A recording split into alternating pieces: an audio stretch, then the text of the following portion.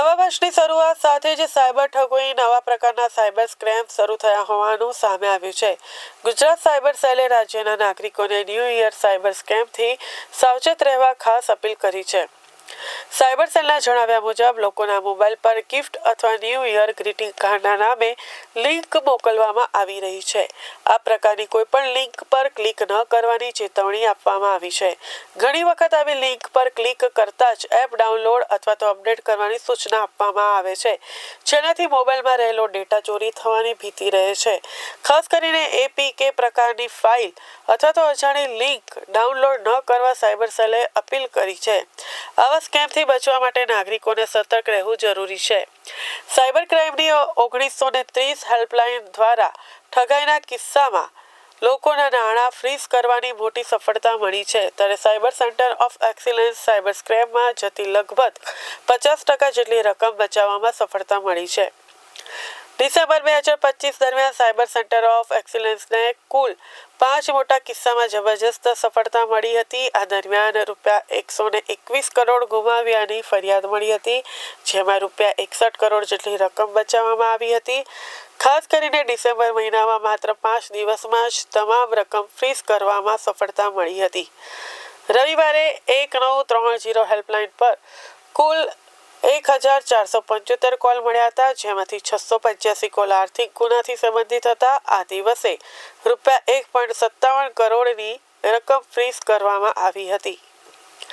જ્યારે સોમવારે 2374 કોલ મળ્યા હતા, જેમાં 1115 કોલ આર્થિક ગુનાને લગતા હતા. આ દિવસે નાગરિકોએ ગુમાવેલા ₹10.54 કરોડમાંથી ₹9.1 કરોડ ફ્રીઝ કરવામાં આવ્યા હતા. અમદાવાદમાં ડિજિટલ એરેસ્ટના એક કિસ્સામાં ₹7.12 કરોડ ગુમાવ્યા હતા, જેમાંથી ₹7.11 કરોડ ફ્રીઝ કરવામાં સાયબર સેલને સફળતા મળી છે. સાયબર સેલે ફરી એકવાર અપીલ કરી છે કે કોઈપણ શંકાસ્પદ લિંક, એપ અથવા મેસેજથી દૂર રહે અને તરત જ 1930 હેલ્પલાઇન પર ફરિયાદ નોંધાવે. નવા પ્રકારનું સાયબર ક્રાઇમ જેને ન્યૂ યર સાયબર સ્કેમ કહેવામાં આવે છે. ન્યૂ યર સાયબર સ્કેમમાં એ રીતે હોય કે એ લોકો લિંક મોકલે, સાયબર ક્રિમિનલ્સ, કે ભાઈ આ ગ્રીટિંગ કાર્ડ તમારા નામથી તમારે બનાવીને કોઈને મોકલવું છે, તો આ લિંક ડાઉનલોડ કરો.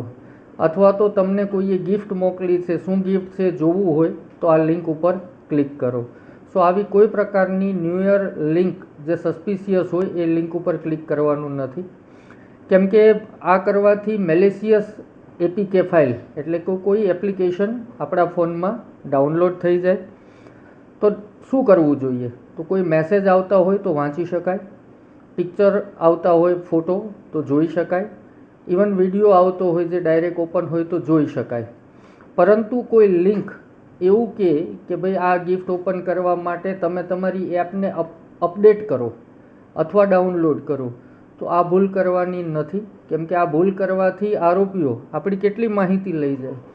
એક તો આપણા અગત્યના જે ગ્રુપ હોય જેમાં અનઓથોરાઇઝ એક્સેસ ન આપવાનો હોય એ ગ્રુપમાં પણ એ ઘૂસી શકે, ગ્રુપની તમામ વિગતો લઈ શકે, સર્વેલન્સ કરી શકે આપણા ઉપર, આપણી તમામ મૂવમેન્ટ ઉપર ધ્યાન રાખી શકે, આપનો બધો જ ડેટા ચોરી શકે, જેમાં આપના બેન્કિંગ ID, પાસવર્ડ વગેરે બાબતો પણ ચોરી શકે, સોશિયલ મીડિયા પણ આપનું આખું લઈ શકે, આપનું ટ્રેક કરી શકે. અને નેટવર્ક મેપિંગ એટલે કે આપના પરિવારના સદસ્યો, આપના સંબંધીઓ, આપના મિત્રો, જે કંઈ પણ ડેટા છે, આપનું જે નેટવર્ક હોય સોશિયલ નેટવર્ક, એ પણ આખું એક્સપ્લોર કરી શકે.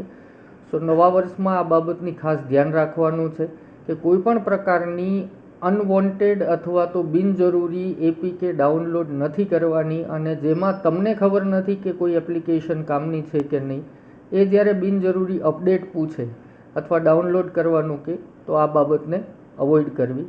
આ એક પ્રકારનું ન્યૂ યર સાયબર સ્કેમ માનવામાં આવે છે.